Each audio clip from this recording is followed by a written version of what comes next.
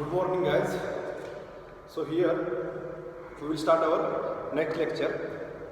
So in previous lecture we discussed about the problem. Okay, this is the problem, and here they are asking to find out the displacements at each node. Means at node 1, 2, 3, and 4. Then second question was to find out the reactions at the end. Means to find out the reactions at node 1 and to find out the reactions at node 4. Okay, so in this case, actually in previous lecture we have solved up to this relation, means relation between the force vector and displacement vector. Okay, so how actually we have proceeded to this problem actually. So in this, for this case, first we have calculated our elemental stiffness matrix E1, then next E2, then next E3. Okay, then we have constructed the global stiffness matrix K by using this elemental stiffness matrices E1, E2 and E3. Means simply by positioning this E1 element over the global stiffness matrix. Similarly,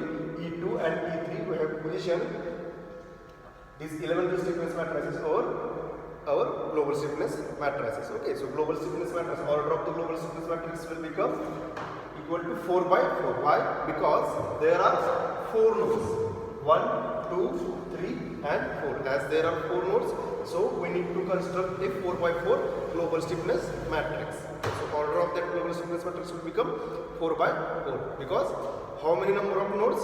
The order of that global stiffness matrix will become equal to the number of nodes. So as there are 4 number of nodes, so order will become 4 by 4 square matrix. Okay, so in this way we have proceeded up to this stage. Means up to this stage means we have constructed initially the global stiffness matrix. Then we need to write down this global stiffness matrix into equation form. Okay, so in equation form, how to relate your force vectors to displacement vector. Means for each node there will be nodal displacement as well as nodal force.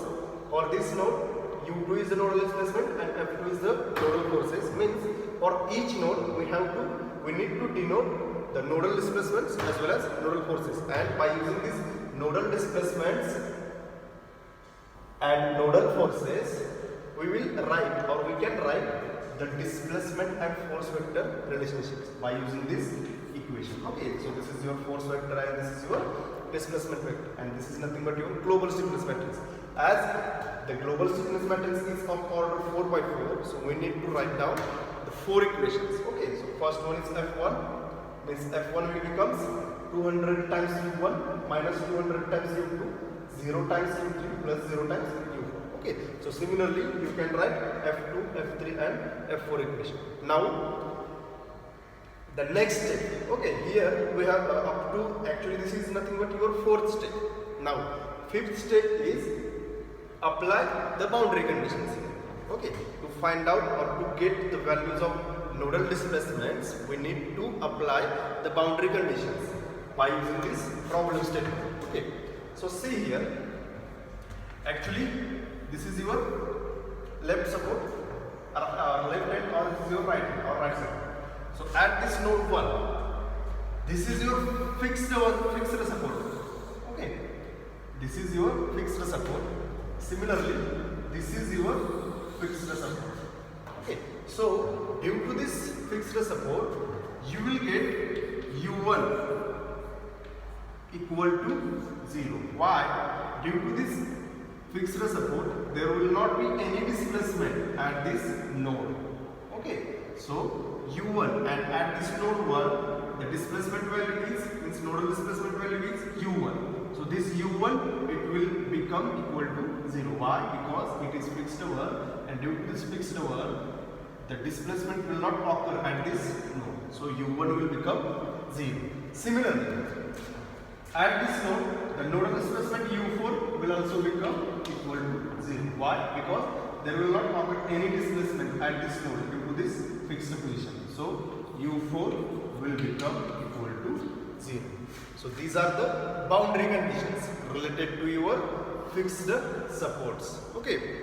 Then next one is, at this place F2 is equal, nodal force is given equal to F2. Okay. But the value of nodal force at this point or at this node, it is not given, or if any force value is not mentioned at that node, then assume the force value equal to 0. Okay, the force value is equal to 0. Okay, at this point or at this node, actually they have mentioned any force value or any force, so we need to consider or we need to assume it equal to 0. F2 is equal to 0. Now, at this node, F3 will occur at this node, but the value of force at this node, it is given and it is equal to 25 kilonewton. So F3 will become equal to 25,000 Newton. Okay, converted this kilonewton into Newton. So it will F3 will become 25,000 Newton. Now what about F1 and what about F2? Okay, so actually these are the reaction supports. Okay, these are the reactions at this support. So F1 will become your reaction, which is nothing but R1, and F4 will become your reaction, which is nothing but R. Okay, so we need to find out these reactions also. By if we get after getting the values of displacements by using this equation, you will get these reactions. F1 is equal to R1 and F4 is equal to R4. Okay. Now U2. What about U2? So U2, we need to find out the value of U2, means displacement value. Actually, this is not fixed one, so it will move in the right direction due to this force. Similarly, this node also move in the right direction. So we will get displacement at this point. So U2, it is unknown. Similarly, U3, it is unknown. So these are the boundary conditions. We need to apply these boundary conditions to this equation. Okay. So first boundary condition is related to your displacement vector. Okay. So for displacement, from the point of view of displacement vector, we need to put down the values of U1, U2, U3 and U4 over this equation. So here U1 is equal to 0. U1 is equal to 0 because this is the fixed one. So for the fixed one, we need to, as here at this node, we will not get any displacement value. So U1 will become 0. So U1 here. So put the value of U1 equal to 0. Okay. So put we are putting the value of U1 is equal to 0. Now U2 it is unknown. There will be any displacement, but we need to find out this U2 value. So this will be the unknown. So U2 will remain as U2. So here is no changes. Now third one is U3. Here also we need to find out the value of U3. So there will be no changes. Then next, finally U4. Here U4 is equal to 0. Why? It is because of this support. So you need to put the U4 is equal to 0 into this equation. So U4 is equal to 0. Okay. Now next one is it is about your force vector. Okay. Now F1 is unknown here, and unknown it is, we have denoted it as R1, means it is nothing but your reaction. So F1 it will become reaction R1. Then F2 it is equal to 0. Why? Because at this node there is no force value. It is given or mentioned in this example. So we need to put it equal to 0. So F2 it will become 0. Then finally F3, the value of F3 is given. It is equal to 25,000 Newton. So F3 is equal to 25,000. And F4, the value of F4 is nothing but the reactions at node 4.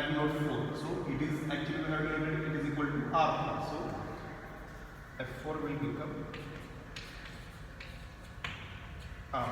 Okay. So in this way, our fifth step is to apply the boundary conditions, and the boundary conditions, these boundary conditions are related to your first nodal vector, and second these are related to your force vector. Okay. So first step was convert this real life problem into discrete problem. Then next we have calculated our first elemental stiffness matrices. Then by using these elemental stiffness matrices, we have constructed global stiffness matrix, this K. Then by using global stiffness matrix and by using this force and displacement relationship, we have we have written our 4 equations in terms of force vector and displacement vector. Then here we apply our boundary conditions related to your displacement vector as well as force vector. Now next step is elimination approach, means eliminate the rows and column according to the values of displacements. Okay, so next one is the elimination approach. Okay, so we need to eliminate the rows and columns.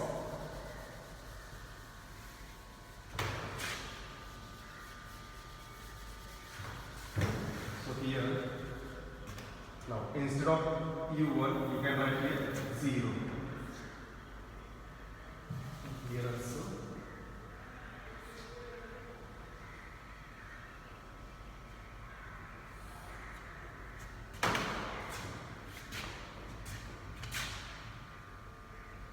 Here F1 is equal to R1, F2 is equal to 0, F3 is equal to 25,000, and F4 is equal to R4.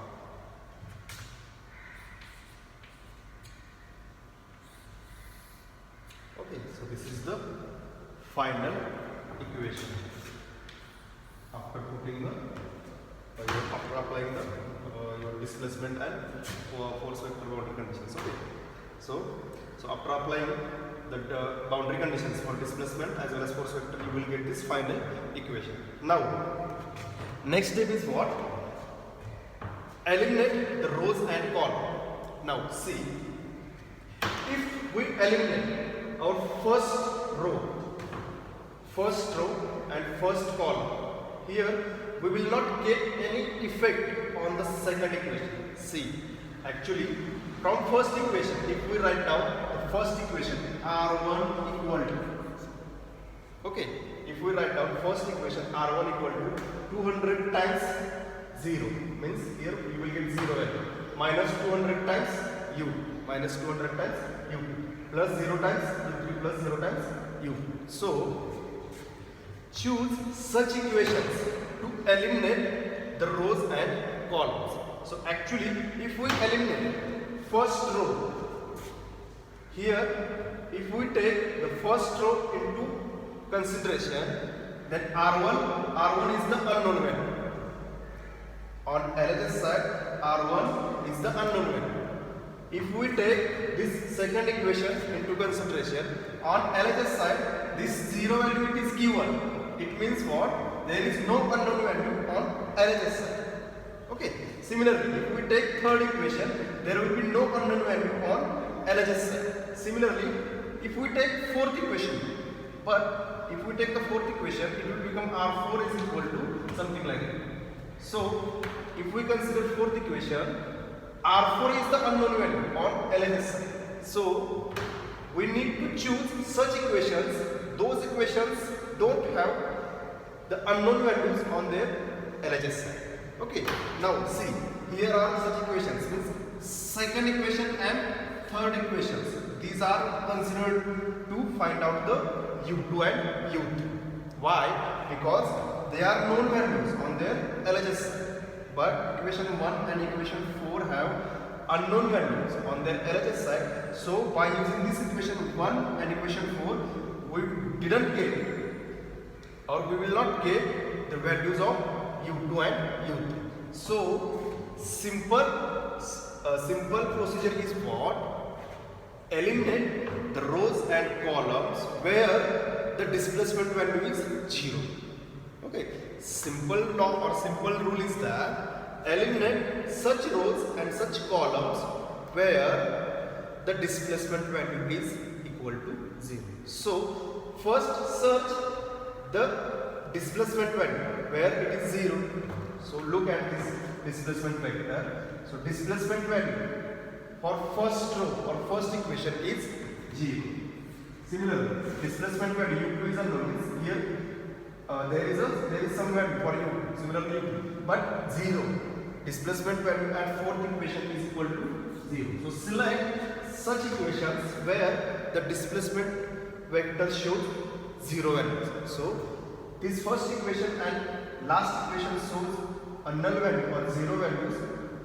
So select such rows and columns to eliminate. Okay, so here first equation shows, or first value shows the zero effect here. So we will eliminate, or we are going to eliminate first row and first column. So eliminate first row and first column because your displacement vector shows zero value here, zero value for first row and first column. So eliminate this row, eliminate this row and this column. So first row, we need to eliminate the first row as well as first column. Okay. Now next is where we are getting zero value here. The last equation shows the displacement value is equal to 0. So eliminate. This is related to your fourth row and fourth column. This is related to your first row and first column. So this is related to your first row and first column. So eliminate first row and first column. Now this zero value is related to your fourth row and fourth column. So eliminate fourth row and fourth row and fourth column. Fourth row and fourth column. Okay, so this is your elimination approach. Elimination approach means where you are getting a zero displacement value, eliminate such row and column. Now after eliminating, we will get, now here we have eliminated two equations, R1 and R4. Now we will get remaining two equations. This is second, we will get second and third equations. Now you can write second and third equations only. Okay, so this will become 0 is equal to, actually this value is eliminated. So we will not write this value or this part in this equation. So 0 is equal to, this is eliminated. Now 600 times u2 minus 400 times u2. Okay, so here you will only write 0 is equal to 600 times u2 minus, because this is first one is eliminated, so you can keep this value and write down from here. So 600 times u2 minus 400 times u3, and then the last one is also eliminated. So keep this value. So 600 times u2 minus 400 times u3. So 600 times u2 minus 400 times u3. Then next one is for third equation. So 25,000 is equal to, similarly skip this first value and write down from second element, minus 400 times u2 plus 1000 times u2, and again you need to skip this value because this is eliminated row and column, eliminated column. Actually this value is related to your fourth eliminated column. Okay, so you need to write down only minus 400 times u2 plus 1000 times u2. So minus 400 is equal to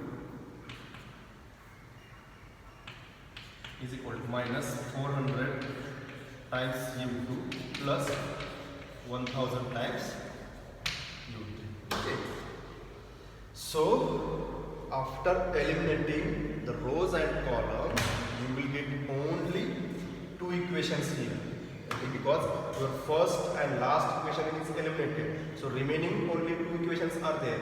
This is your second equation and third equation. So just write down the second equation and third equation here.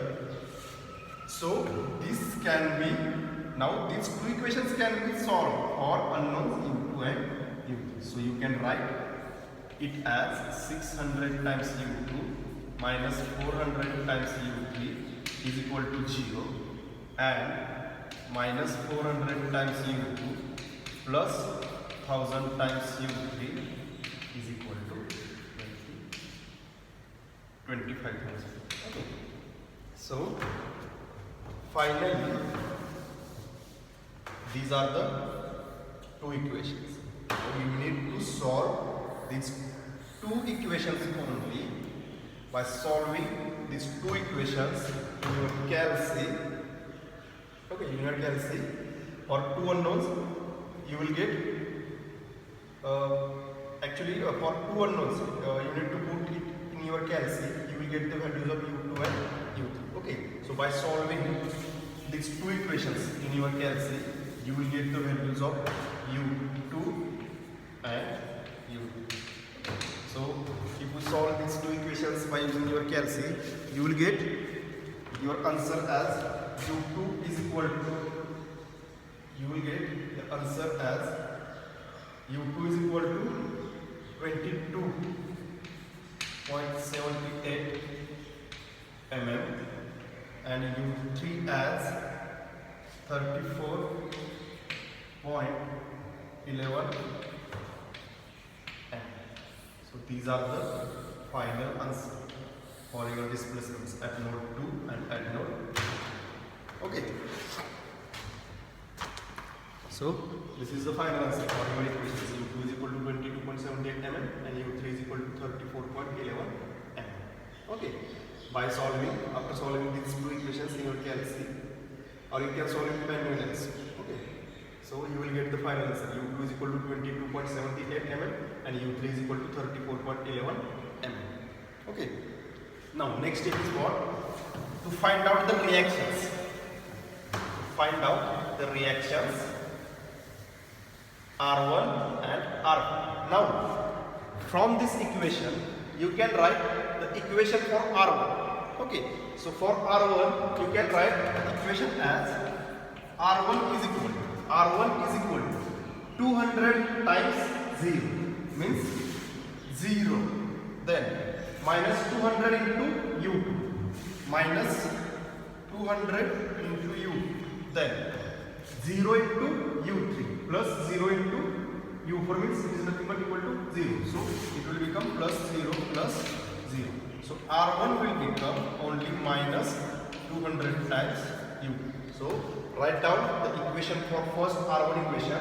So R1 will become, R1 is equal to 200 into 0 minus 200 into u2 plus 0 into u3 plus 0 into u4.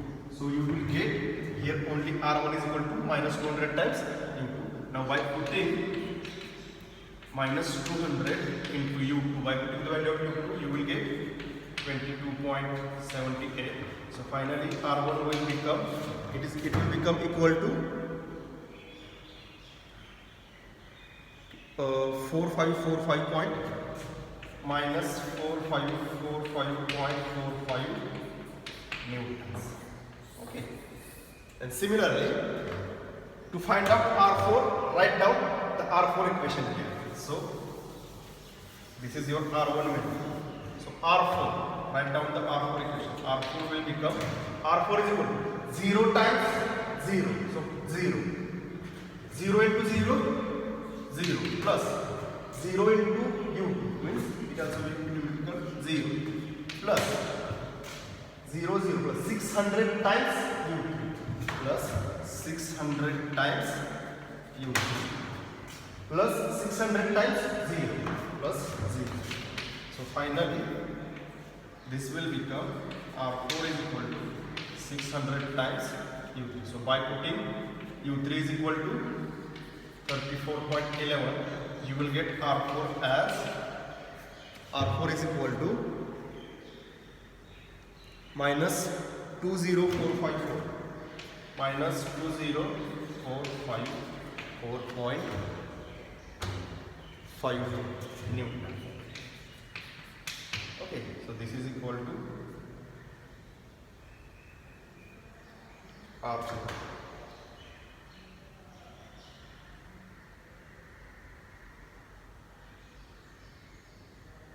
Actually, okay, actually it is minus, okay, sorry, it is minus, just I confused because it should be negative and here it is positive, so actually it is negative value, it's a negative value, because 0, 0, minus 600 times into minus 600 times into, then it will become minus 20,454.54 newtons. Okay, so this you will get So finally, the R4 value is equal to -20,454 newtons, and R1 is equal to 4,545 newtons. Okay. So in this way, you will get the reactions R1 and R4. Now just cross check your answers whether these R1 and R2 values are correct or incorrect. Okay, so to check this R1 and R4, you just need to take a force balance. Okay, so to check the force balance, as here at this node 25,000 kilonewton is applied in this right direction. So okay, this is your 25,000 kilonewton, or sorry, newton in a positive direction. So to balance this node, we need to apply a same amount of force, means same amount of 25,000 newtons we need to apply at node 1 as well as at node 4, but in opposite direction if we need to balance this node 2. So the summation of R1 and R4, it should be equal to 25,000 newton. Okay, so magnitude of R1 and R4, it should be equal to 25,000. So just cross check these values. So minus 20,454 plus 4,544, it will become just round figure equal to 75,000. And so this value R1 and R4 is equal to 25,000 newtons, but its value is negative. Why it is negative? We just balance this 25,000 newton, it is a negative value. So it means that this 25,000 newton is balanced by using this R1 as well as R4 reactions. So we will conclude that our answer is correct.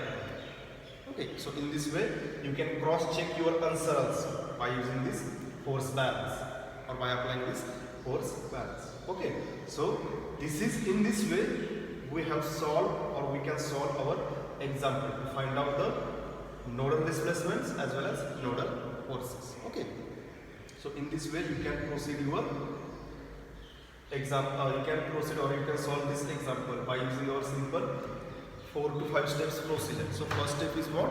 First you need to write down, or you need to convert this real life problem into finite element numbers or discrete problems. So for this you need to write down the how many number of elements are there, or just convert this spring element, it is equivalent to 1 element. So here you will get 3 elements. So just write down the nodal displacements and nodal forces at each node. As you will get the number of nodes, so you will get the idea of order of that global stiffness matrix by from the number of nodes. As there are 4 number of nodes, so your global stiffness matrix will be of order 4 by 4. So you will get the idea from this number of nodes. Okay, so then you will find out, you need to find out the elemental stiffness matrix E1, E2 and E3. Okay, then you need to construct the global stiffness matrix by using these elemental stiffness matrices. Okay, then if you construct the global stiffness matrix, then by using this global stiffness matrix you need to write down the force and displacement relationship by using this equation F is equal to K times E. So as there are 4 nodes, means you will get 4 equations. So in terms of 4 equations you need to write down this force and displacement relationship. Then next step is what? Apply the boundary conditions. So according to boundary conditions, apply the displacement boundary conditions as well as loading boundary conditions. So here, as these 2 nodes are fixed one, so here at this fixed nodes you will get the displacement equal to 0, and remaining nodes, at remaining nodes we need to find out the displacement. So U2 will become unknown, U3 will become unknown. Then for force consideration, here the force is unknown one because we need to find out the reactions at this support. Similarly, reactions at this support. Now at this node 2, this force, as force value is not given at this node, or they are not mentioned in this example, so we need to assume, or we need to consider this F2 value is equal to 0.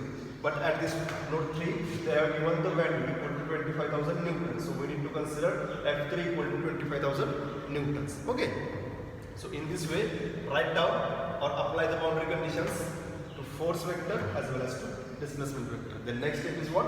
Elimination approach. Okay, so elimination approach, just to eliminate those rows and columns whose displacement value is equal to 0. So here in the displacement vector we will get first and fourth equation, or first and fourth element equal to 0. So just eliminate first row and first column, similarly fourth row and fourth column. So by eliminating you will get only remaining equations. Okay, so this is eliminated one, this is also eliminated one. So you will get only two equations. This is your second equation and third equation. So write down second equation and third equation. By using this second and third equation, you will get the unknown u2 and u3. Okay. Then next one, in this way you will get displacement value. Then next one is what? To find out the forces or reactions. So by using this reaction equation, R1 is equal to this equation, you will get the R1 value. And by using the fourth equation or R4 equation, you will get the R4 value. Or then finally you can cross check your answers by using this force balance. As 25 kilonewton is applying in right direction, so there must be a 25,000 of newtons, and it should be applied and it must be applied in the opposite direction. So summation of these two R1 and R2 is equal to nothing but 25,000. So this is your correct, or answer is the correct. Okay, so in this way you can find out the displacements as well as force values or reaction values. Okay, so in this way we can solve our spring system example or one-dimensional spring element problems. Okay, so now in next lecture we will solve some another examples related to your spring system or one-dimensional spring system. Okay, so here we will conclude our lecture. Thank you.